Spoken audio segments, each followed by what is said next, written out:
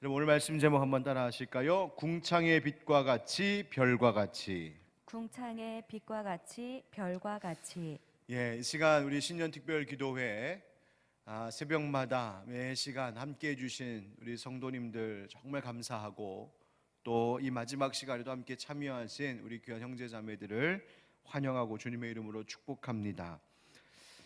지금 보니까 유튜브에 함께 참여하면서 또 이렇게 채팅방에 글 올리시면서 서로 인사하고 축복하는 귀한 분들이 많으신데요. 너무너무 감사하고 많은 격려가 됩니다. 혹시 여러분들 지금 함께 들어오신 분들 가운데 이분도 오늘 같이 함께 기도하고 예배드리면 좋겠는데 하는 생각나는 교우가 계시거든. 한번 여러분 이 시간 제가 기회를 드릴 테니까 문자 메시지나 카톡 한번 보내시면 어떨까요? 지금 영상으로 들어오라고요. 늦지 않았습니다. 함께 참여하라고 함께 권면해 주시면 그것도 참 좋은 방법이 되겠다 생각이 듭니다. 우리가 이제 2주 동안에 다니엘서 말씀을 가지고 다니엘 라이프, 불확실한 시대에 확실한 뜻을 정하라라고 하는 주제로 하나님의 말씀을 나누었습니다. 여러분들 매일마다 다니엘서 말씀 또 개인적으로 읽고 묵상하신 줄도 또 압니다. 오늘도 하나님의 말씀 이제 다니엘서 마지막 말씀 나눌 때에 크신 은혜가 여러분 가운데에 여러분 올 한 해의 삶 가운데에 약속되고 임하는 귀한 시간이 되기를 간절히 바랍니다. 여러분이 아주 옛날 개그였는데 아주 옛날 개그 프로그램에서 한 유행어 중에 이런 게 있었습니다. 스타가 되고 싶어? 스타가 되고 싶으면 전화해. 그러면서 명함, 에이전시 명함을 막 청중들에게 뿌리면 그걸 보는 그곳에 있는 그 관중들이 깔깔깔깔 웃으면서 함께 웃겼던 그런 개그 프로가 있었습니다. 너무 오래된 것이라 여러분 기억하실지 모르겠는데요. 스타가 되고 싶어? 스타가 되고 싶으면 전화해. 세월이 많이 흘렀는데요.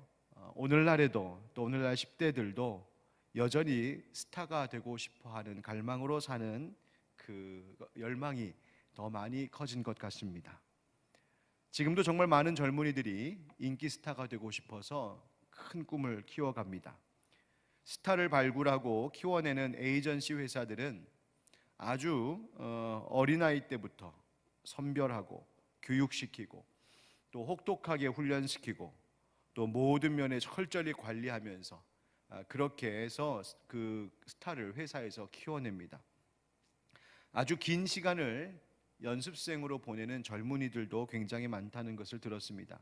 가끔 TV 프로그램에서 하는 말들을 들어보면 그 연습생 기간이 얼마나 긴지 너무 힘들고 또 제재받는 것도 많고 또 경쟁률이 서로 상상을 뛰어넘을 정도로 그렇게 심한데도 요즘 많은 젊은이들 10대들이 그렇게 열심히 또 훈련생으로 연습생으로 입문하기도 한답니다. 이유는 스타가 되고 싶어서.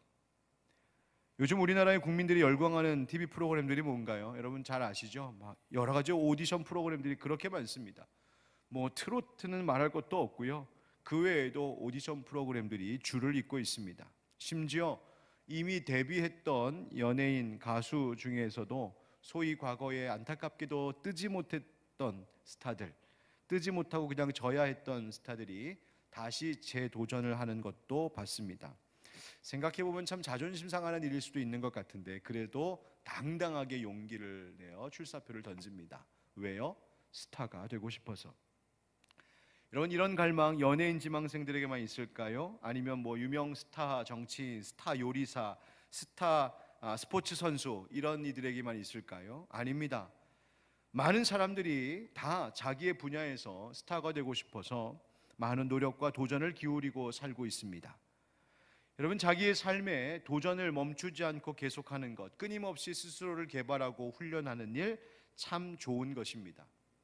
또 옛부터 입신양면이라고 해서 출세해서 세상에 이름을 떨치는 것을 귀한 것으로 여겼고 또 그것이 부모에게 효도하는 길이라고 여겼습니다. 그런데 그렇게 스타가 유명한 명성 있는 자가 되기를 원하는 욕망이 과하거나 혹은 그 방법에 있어서 그 방향에 있어서 잘못된 길로 들어설 때 그것이 심각한 문제가 일어납니다. 사람들의 주목을 받고 싶은 욕망에 과한 행동을 하기도 하고 도를 넘어선 일을 할 때 문제가 일어납니다. 그저 사람들에게 내 이름 석자, 내 얼굴이 알려지고 싶다, 인기를 얻고 싶다라는 생각만으로 하지 말아야 할 것들을 하기도 하고 지켜야 할 윤리를 깨뜨리는 일들이 될 때 이것이 심지어 범죄가 되기도 합니다. 사람들의 관심과 주목을 받고 싶은 욕망, 그것은 일반적인 대부분의 사람들에게 다 있습니다. 뭐 스타라고 하는 거창한 이름은 붙이지 않아도 우리는 모두가 사람들에게 인정받고 싶어 합니다. 관심받고 싶어 합니다. 교회에서도 그렇고 우리 아이들은 학교에서도 그렇고 사회생활할 때도 그렇습니다. 인정받고 관심받으면 참 좋습니다. 내 존재감을 느끼게 되니까요. 반대로 어느 누구도 알아주지 않고 관심 주지 않으면 그것이 상처가 됩니다. 스스로 존재감이 없다고 느껴질 때 그것이 상처가 되고 좌절감이 됩니다. 그런데 그렇게 관심받고 싶은 만큼 그 마음이 너무 과할 때, 또 그 방법이 어긋났을 때 실수가 일어날 수 있습니다. 그리고 관심 주지 않는 사람들에 대한 원망도 일어납니다. 그러면서 스스로 나는 여기서 무의미한 존재인가 좌절하기도 합니다. 여러분, 우리는 유명 스타 연예인 같이 되고 싶은 것까지는 아닐지라도 저마다 인정받고 존중받고 관심받고 사랑받고 싶어 합니다. 그런 욕망이 있습니다. 그것이 잘못된 것 아닙니다. 그것이 나의 존재감, 자존감을 세우고 건강하고 힘있는 삶을 살아갈 수 있게 합니다. 다만 중요한 건 뭐냐면 내가 누구에게 어떤 일로 인정받기를 원하고 꿈꾸는가, 바로 이것입니다. 이것에 따라서 인생이 달라질 수 있습니다. 내가 인정받고 존중받기를 원하는 그 대상이 누구인가? 인정받고 존중받기 위해 난 무엇을 하고 있는가? 내가 사랑받기 위해 어떤 태도를 갖느냐?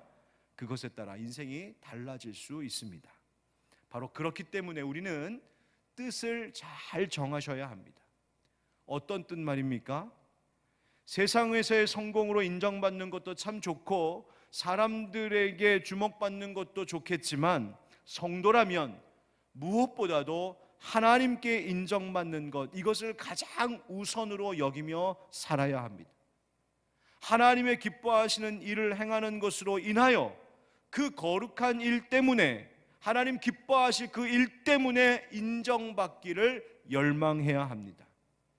올 한해 2021년도를 살면서 나에게 여러 가지 꿈과 계획들이 있지만 그 어느 것보다도 하나님, 나는 올 한해 하나님께서 기뻐하실 일을 잘 행함으로 하나님께 인정받고 하나님께 칭찬받는 이 한 해가 되었으면 좋겠습니다.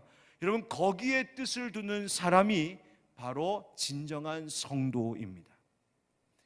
여러분, 하나님께 인정받기 원하십니까? 하나님 나라 스타 되기를 원하십니까? 여러분, 하나님 나라 스타가 되고 싶다면 오늘 말씀 주목하시길 바랍니다. 다니엘서, 우리가 이미 함께 나누었던 다니엘서 10장, 11장에 걸쳐 하나님께서는 다니엘에게 많은 환상과 예언을 주십니다. 계시해 주십니다. 그리고 그 계시하신 예언들은 당시 다니엘이 섬기던 바사 제국을 비롯한 그 땅에 있게 될 앞으로의 일들에 대하여 말씀해 주신 것입니다. 그리고 그 일들이 다니엘에게 그렇게 계시된 이후로, 그 이후로 펼쳐진 모든 역사가 다니엘이 환상을 보았던 것대로 그 예언이 성취되는 역사임이 증명되었습니다. 여러분, 오늘 새벽에 함께 나누었던 본문 11장 말씀을 한번 다시 상기해 볼까요? 바벨론이 끝나고 바사, 페르시아 제국도 지나가고 그 땅을 차지했던 헬라 제국, 그 헬라 제국도 4개의 왕국으로 분열될 것이다, 하나님 예언하셨습니다. 그 가운데에 이스라엘의 북쪽, 그 시리아 지역을 중심으로 한 셀로쿠스 왕조와 그 다음 남쪽 저 애굽 땅을 차지하며 애굽을 중심으로 그 나라를 가지고 있었던 남방왕 프톨로메오 왕조, 이 둘 사이의 갈등과 전쟁이 긴 역사의 시간을 차지합니다. 그래서 11장 말씀에 북방왕, 남방왕 하는 것이 바로 북쪽의 셀로쿠스 왕조, 남쪽의 프톨로메오 왕조, 바로 그 둘을 이야기합니다. 그런데 이 북방 셀로쿠스 왕조에서 바로 성경이 이제 등장시킨 그 안티오쿠스 4세 에피파네스, 그 왕이 출현하게 되고 그가 이스라엘, 예루살렘, 유다 백성들을 박해합니다. 이 왕이 스스로 강하다 여기고 그에게 있는 하나님을 대적하는 마음과 분노를 다 쏟아냈는데, 그래서 하나님께 적대적일 뿐만 아니라 하나님의 성전과 율법을 회파합니다. 하나님의 성도들, 유대인들을 박해합니다. 그런데 그 속에서 끝까지 하나님을 향한 거룩함을 지키는 자, 오늘 아침 말씀대로 하면 오직 자기의 하나님을 아는 백성, 그들이 하나님의 힘을 얻어 그 어려움 가운데도 강하고 용맹하게 되므로 그때를 견딘다, 하나님 힘 주신다, 그 말씀이었습니다. 여러분, 이렇게 이 하나님의 백성들을 괴롭히고 박해하고 하나님을 대적하는 그 권세, 이 에피파네스와 같은 이 왕이 제 아무리 강력하고 무서운 왕일지라도 그 역시도 유한한 인간입니다. 즉 끝이 있습니다. 그래서 다니엘서 11장 45절에 보면 그 말씀에 이렇게 되어 있습니다. 11장 45절에 그가 장막 궁전을 바다와 영화롭고 거룩한 산 사이에 세울 것이나 그의 종말이 이르리니 도와줄 자가 없으리라 했습니다. 종말이 이르리니. 여러분, 이 말은 이 예루살렘과 유다 백성들을 박해했던 안티오쿠스 4세의 그 끝, 그의 인생도 끝이 있다라는 예언이기도 하지만 이것은 결국 하나님을 대적하는 모든 세력과 하나님의 백성들을 괴롭히는 모든 세상의 권세가 다 끝나는 때가 반드시 있다는 것을 예언하고 있는 말씀입니다.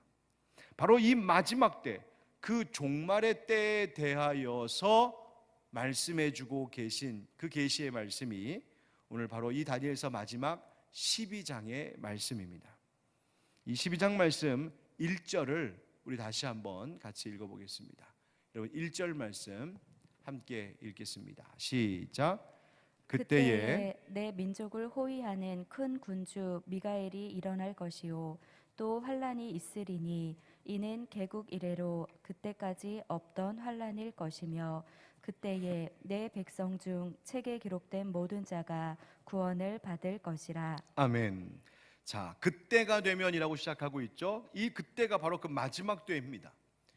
그때가 되면 지금까지 있었던 어떤 환란보다도 더 큰 환란이 있을 것이라고 말씀하시고, 그런데 그때에 성경의 표현대로 네 민족을 호위하는 큰 군주 미가엘이 일어날 것이다. 천사장 미가엘이 등장합니다. 여러분, 미가엘 천사장 어떤 일 하는 천사장인가요? 여러분, 가브리엘 천사는 보통 좋은 소식, 복음을 전하는 그 소식을 전하는 천사장 가브리엘. 미가엘 천사장은 마치 전쟁에 능한 장군과 같이 하나님의 백성들을 호위하는 일을 하는 이가 바로 이 천사장 미가엘입니다. 앞서 10장에서도 언급된 바가 있었는데 거기서 이 세상에 이 바사 제국에 영향을 주고 있는 이 사탄의 세력에 대항하여서 하나님의 백성들을 위해 싸우는 천사가 바로 이 미가엘 천사장이었습니다. 그래서 옛날부터 이 미가엘 천사장을 그린 그림들을 보면 칼을 들고 있거나 창을 들고 있거나 또 한쪽에는 방패를 들고 있거나 그런 그림들이 많이 있습니다. 자, 방금 읽으셨던 이 1절의 말씀, 누가 누구에게 하는 말입니까? 바로 천사가 이 다니엘에게 하고 있는 말입니다. 그래서 네 민족을 호위하는 미가엘 천사장이 일어날 것이다. 이 네 민족을 호위한다는 말이 바로 그 큰 박해 환란 가운데 있게 되는 이스라엘 백성들, 그 이스라엘 백성들을 호위하는 미가엘 천사장이 하나님의 보내심을 받아 너희를 지킬 것이라고, 그 환난 가운데서 지킬 것이라고 하는 예언의 말씀입니다. 즉 하나님의 지키심, 하나님의 보호하심의 약속이죠.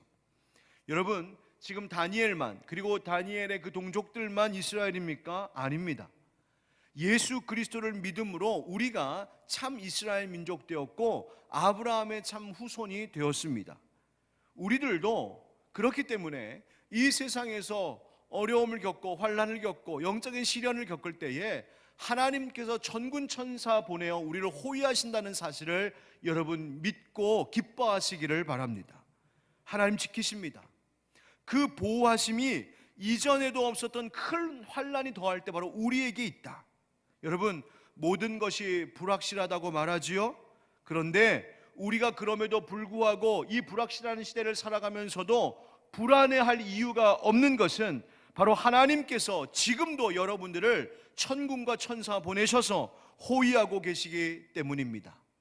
환난은 있지만, 시련은 있지만, 어려움은 당하지만 하나님이 지키고 계시다. 이것이 우리가 기뻐할 이유입니다.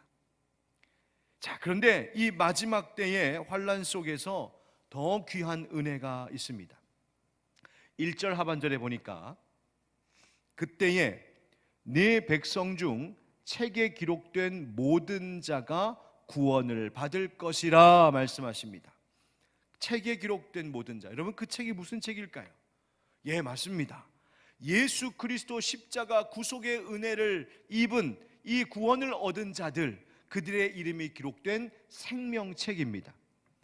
다니엘서에 이렇게 예언된 말씀이 바로 우리가 여러분 잘 아시는 대로 요한계시록에서도 확인되고 있는 거죠. 요한계시록 20장 15절 말씀입니다. 누구든지 생명책에 기록되지 못한 자는 불못에 던져지더라.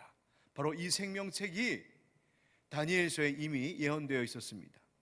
계시록 21장 27절은 우리 한번 같이 읽어보실까요? 앞에 화면에 나오는데요, 다 같이 시작.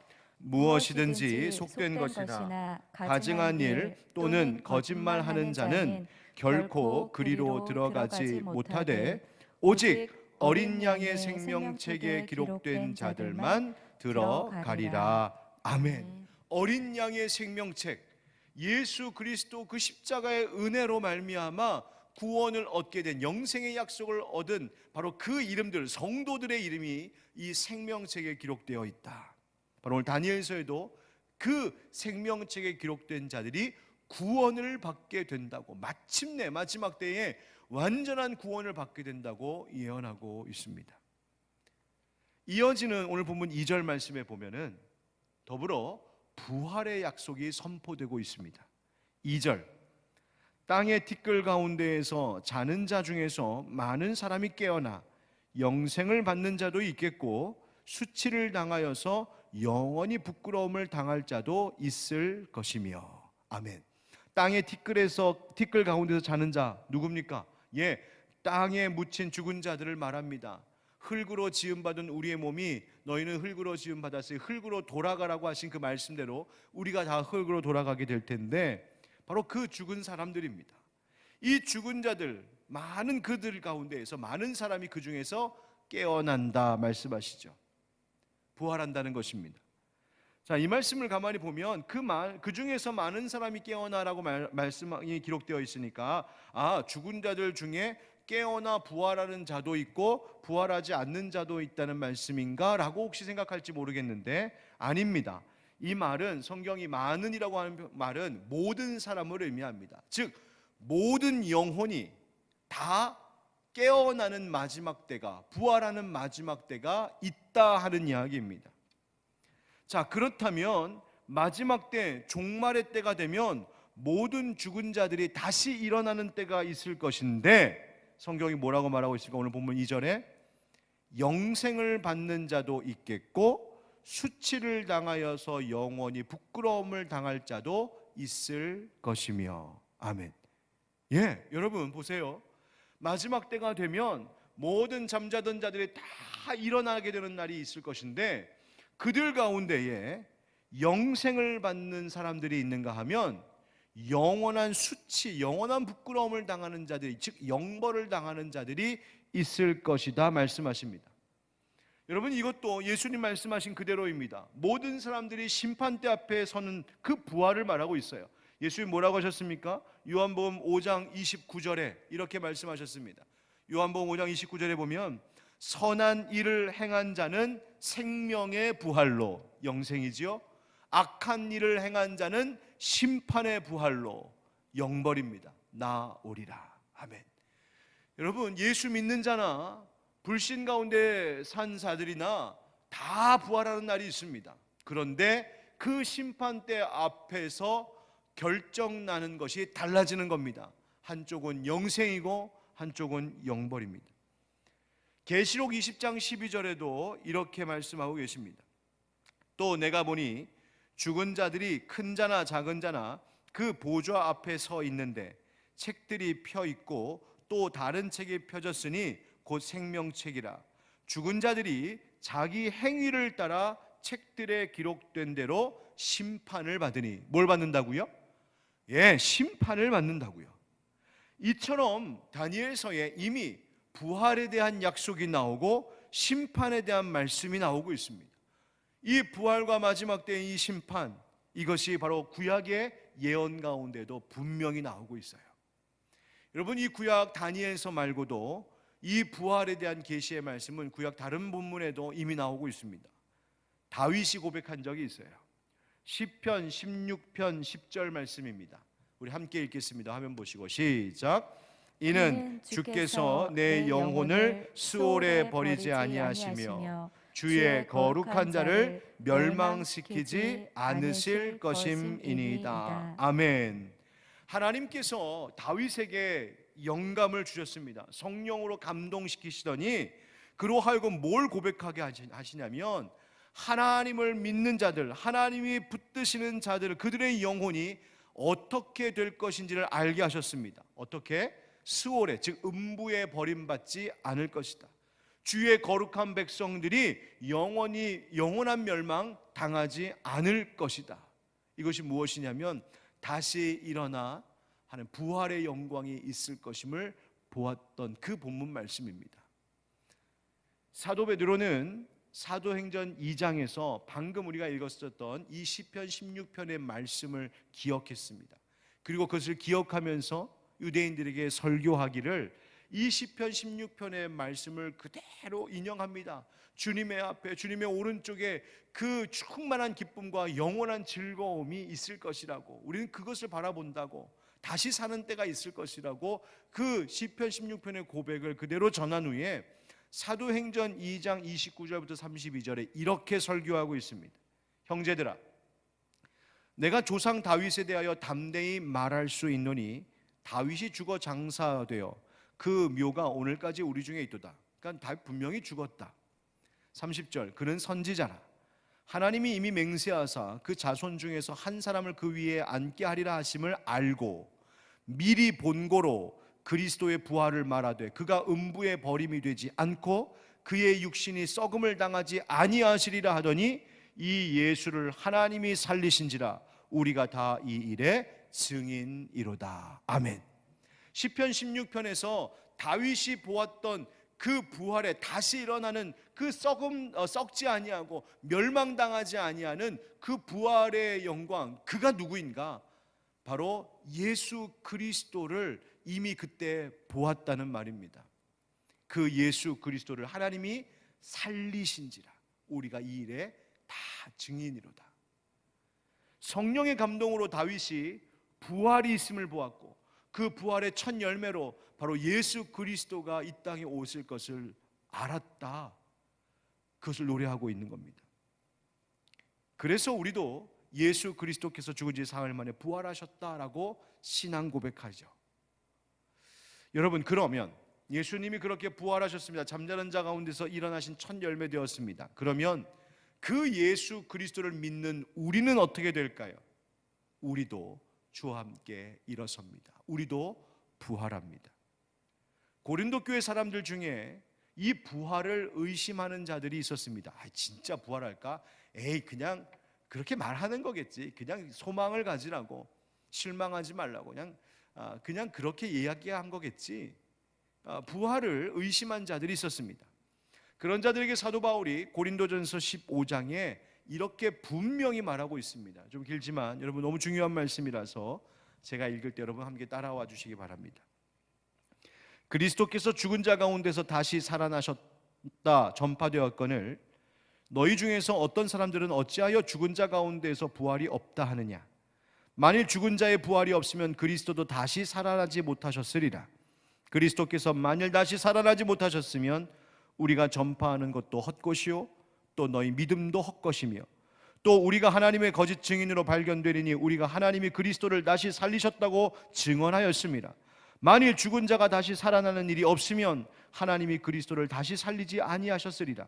만일 죽은 자가 다시 살아나는 일이 없으면 그리스도도 다시 살아나신 일이 없었을 터이요 그리스도께서 다시 살아나신 일이 없으면 너희의 믿음도 헛되고 너희가 여전히 죄 가운데 있을 것이요.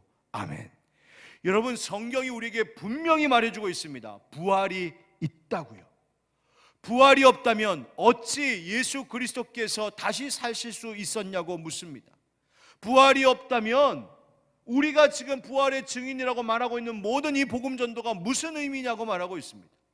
부활이 없다면 지금 예수 그리스도를 믿는 우리의 믿음이 다 헛된 것 된다고 지금 이야기하고 있습니다. 여러분 부활이 없다면 지금 우리가 예수 그리스도를 믿는 이 믿음이 우리의 이 신앙이 아무 소용 아무 의미 없다는 것입니다. 부활은 확실히 있습니다. 우리는 부활할 날이 있습니다. 그 마지막 때가 다니엘서에도 예언되어 있고 성경 곳곳에 그리고 예수님께서도 요한계시록에도 우리에게 말해주고 있는 겁니다. 부활이 있습니다. 오늘 낮에 우리 교회 지체 중에 한 분의 어머님이 갑자기 돌아가셔서 오늘 입관예배 장례 입관예배를 인도하고 왔습니다. 요즘 장례식장 가보니까 정말 썰렁하더군요. 코로나 때문에 많은 조문객들을 모실 수가 없고 가기도 부담스럽고요.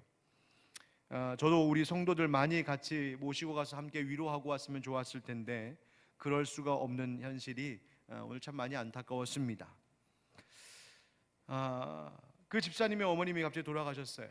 연세가 물론 많으시기도 하지만 그래도 사랑하는 어머니, 사랑하는 부모님 세상 떠나보내는 일이 어떻게 슬프지 않겠습니까?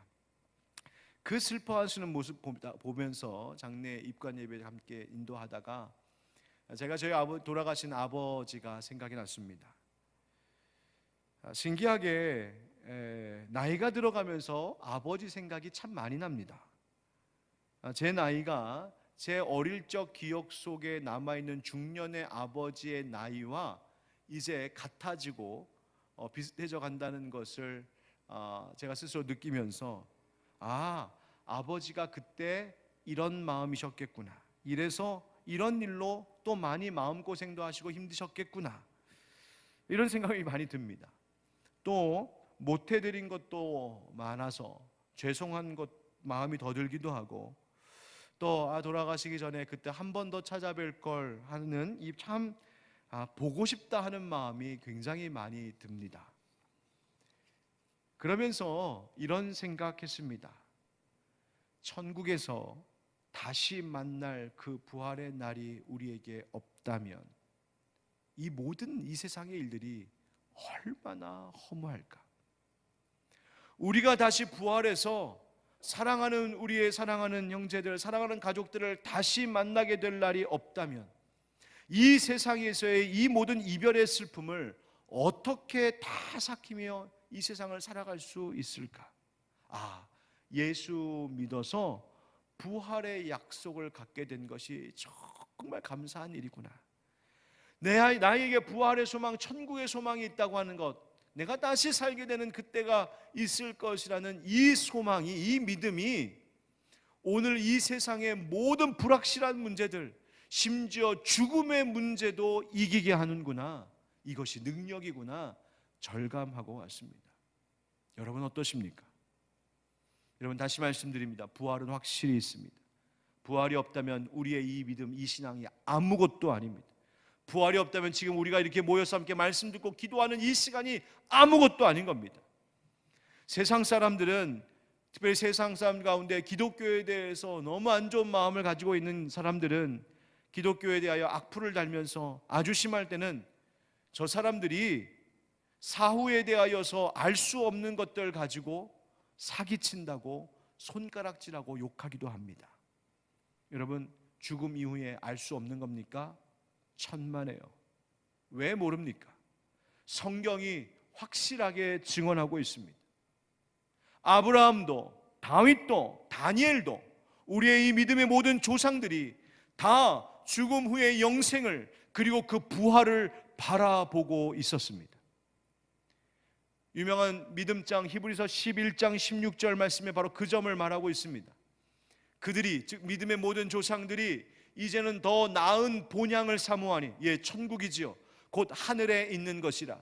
이러므로 하나님이 그들의 하나님이라 일컬음 받으심을 부끄러워하지 아니하시고 그들을 위하여 한 성을 예비하셨느니라. 아멘. 하나님께서 영생을 바라보는 자들, 하나님 경외하는 자들, 천국의 소망을 갖고 부활의 소망을 갖는 자들을 위하여 한 성, 아버지의 집을 예비해 두셨다고 말하고 있습니다. 여러분, 우리 믿음의 선배들이 더 나은 본향을 사모했습니다. 분명히 가야 할 곳이 있음을 보았습니다. 자신의 생명을 던져 믿음을 지킨 많은 순교자들이 왜 그 소중한 생명을 다 내놓을 만큼 믿음 지키려고 했겠습니까? 여기 말고 거기 우리 갈 곳이 있음을 확실히 알았기 때문입니다.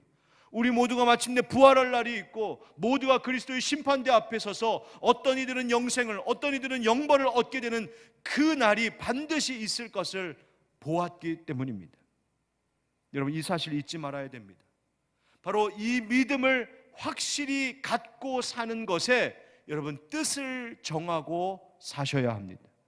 마치 땅에 말뚝을 든든히 박듯이 나는 세상이 뭐라고 해도, 세상이 아무리 흔들려도 나는 지금 성경이 증언하고 있는 이 부활을 나는 믿습니다. 다니엘에게 계시되었던 그 영생과 부활을 나는 믿습니다라고 하는 믿음으로 사셔야 됩니다. 난 영생을 믿습니다. 우리 모두가 심판대 앞에 설 날을 믿습니다. 나는 그때를 준비하며 살겠습니다. 그것이 우리가 확정해야 할 뜻입니다. 성경이 경고했습니다. 분명히 경고했습니다. 그때 영생 받는 자가 있고 영벌 받는 자가 있을 것이라고. 여러분, 예수 믿는 자가 영생을 얻습니다. 이 한 세상 살면서 다른 건 다 부족해도, 다른 것에 있어서는 내가 사람들에게 인정받지 못해도 예수 믿는 것만큼은, 천국의 소망을 두며 부활의 날을 기다리는 그 믿음만큼은 내가 인정받는 인생 살겠다. 여러분, 이 뜻을 확실하게 정할 때 이 세상은 더 이상 불확실한 시대가 아니라 오히려 본향 가는 준비를 하는 확실한 길이 될 것을 믿습니다. 자, 그런데 오늘 본문 3절에 너무 중요한 말씀을 하나 더 하십니다. 이것이 오늘 주제이기도 한데요. 3절 우리 같이 읽겠습니다. 3절 시작. 지혜 있는 자는 궁창의 빛과 같이 빛날 것이요 많은 사람을 옳은 대로 돌아오게 한 자는 별과 같이 영원토록 빛나리라. 아멘. 정말 아름다운 약속이지 않습니까? 뭐 의미를 살펴보기 전에도 이미 이 말씀 그냥 읽는 것만으로도 얼마나 이렇게 가슴이 벅차오르는 말씀인지요. 이 마지막 때에 모두가 부활해서 영생과 영벌의 심판을 받게 될 것인데, 바로 그때 궁창의 빛과 같이 별과 같이 영원토록 빛나게 될 자들이 있을 것이라고 말씀하십니다. 밤하늘에 반짝이는 그 별들과 같이 그렇게 아름답게 빛날 자들이 있다는 거예요. 여러분, 이것이 진짜 스타 아니겠습니까? 우리가 세상에서 스타는 못 돼도 바로 이와 같이 하나님 나라 스타는 되어야 되지 않겠습니까? 어떻게 하면 될 수 있을까요? 어떤 자가 하나님 나라 스타 된다고 오늘 말씀하십니까? 바로 첫 번째는 지혜 있는 자라고 말씀하십니다. 따라합시다. 지혜 있는 자. 지혜 있는 자. 지혜 있는 자. 여러분, 지혜가 무엇입니까? 이 지혜가 얼마나 중요한지 하나님께서는 성경의 66권 중 책 한 권을 아예 따로 떼어서 그 주제를 온통 지혜로 삼으신 책이 있습니다. 잠언의 말씀이죠. 거기다 좀 더 붙여서 전도서의 말씀까지도 우리에게 지혜서로 주셨습니다. 여러분 잠언에서 뭐라고 말하고 있습니까? 잠언 3장 13절부터 15절에 지혜를 얻은 자와 명철을 얻은 자는 복이 있나니 이는 지혜를 얻는 것이 은을 얻는 것보다 낫고 그 이익이 정금보다 나음이니라. 지혜는 진주보다 귀하니 네가 사모하는 모든 것으로도 이에 비교할 수 없도다. 아멘. 여러분 지난 수요일 저녁 성경 공부 때도 이 말씀드렸었죠. 여러분 솔로몬이 다른 세상 어떤 것보다 지혜를 구했습니다. 왜요? 네가 사모하는 모든 것으로도 이 지혜와는 비교할 수 없기 때문이라고 이 지혜서가 이미 말하고 있습니다. 여러분 바로 이 지혜, 하나님의 나라 스타 되는 길입니다. 그 지혜가 어떤 것이 지혜라고 잠언서 우리에게 가르쳐 줍니까? 잠언서 9장 10절 우리 잘 아는 말씀인데요, 함께 읽읍시다. 시작. 여호와를 경외하는 것이 지혜의 근본이요 거룩하신 자를 아는 것이 명철이니라. 아멘. 여러분 지혜가 뭐라고요? 하나님을 경외하는 것, 하나님을 경외하는 삶이 지혜입니다.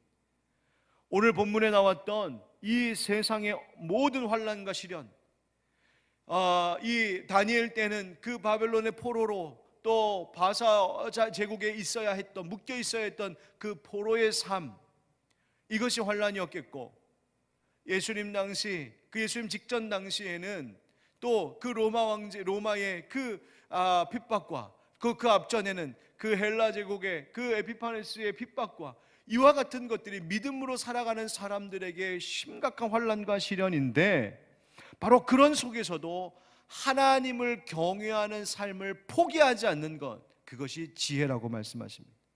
오늘 새벽 본문의 말씀을 표현을 따르자면 오직 자기의 하나님만을 아는 백성, 하나님만 알기로 작정한 백성, 바로 그들의 삶이 지혜라고 하십니다.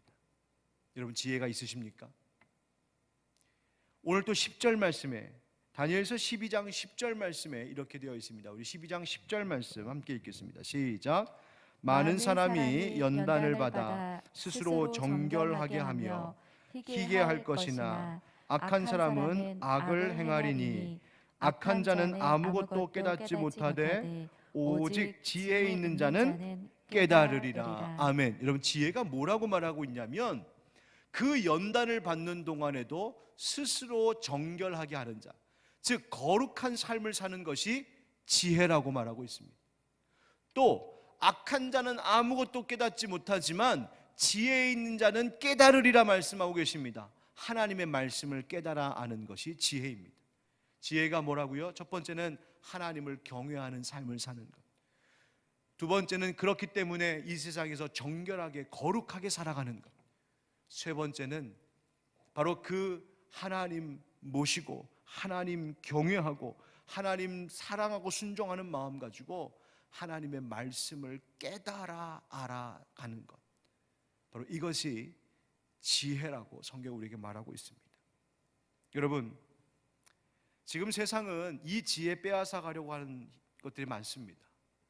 하나님만 알아서 되겠느냐고, 지금 급한 것은 뭐 성경 알고 하나님 알고 그런 것 아니고, 지금 급한 것 당장 먹고 사는 것 아니냐고, 당장 회사 돌아가는 것, 당장 애들 교육시키는 것, 당장 코로나같이 이 감염병 심각한 세상에서 몸 조심 건강 지키는 것, 어떻게든 미래를 준비하려면 지금 영끌해서라도 부동산도 사고 주식도 사고 투자도 하는 것, 그런 방법들을 알아야지, 그걸 준비해야지, 그게 세상 사는 지혜지 라고 세상 사람들은 말합니다. 예, 다 좋습니다. 뭐 또 필요한 일일 수도 있습니다. 그러나 그런 것들이 우리가 그리스도의 심판대 앞에 섰을 때에 우리로 하여금 영생을 얻게 하거나 상급을 얻게 하지는 못합니다.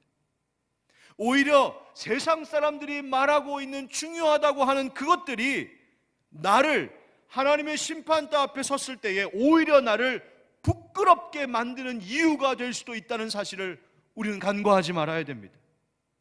여러분 지금 이 시대 정말 깨어 있으셔야 됩니다. 깨어 올 하루를 살아가셔야 됩니다. 여러분 우리가 강하고 굳세어라 올해의 표어로 삼았는데, 여러분 이 강하고 굳세어라고 하는 것은 몸만 건강하자는 거 아닙니다. 정신력만 건강하자는 것 아닙니다. 아닙니다. 그것이 아니라 우리의 영혼이 하나님만을 경외하는 이 믿음이, 거룩한 삶을 살겠노라고 결단한 이 믿음이 강하고 굳세어져야 하는 것입니다. 여러분, 그것이 우리로 하여금 부활의 영광을 보게 하고, 그것이 심판대 앞에서 영생을 얻게 하는 힘이 된다는 사실을, 지혜가 된다는 사실을 잊지 마시기 바랍니다.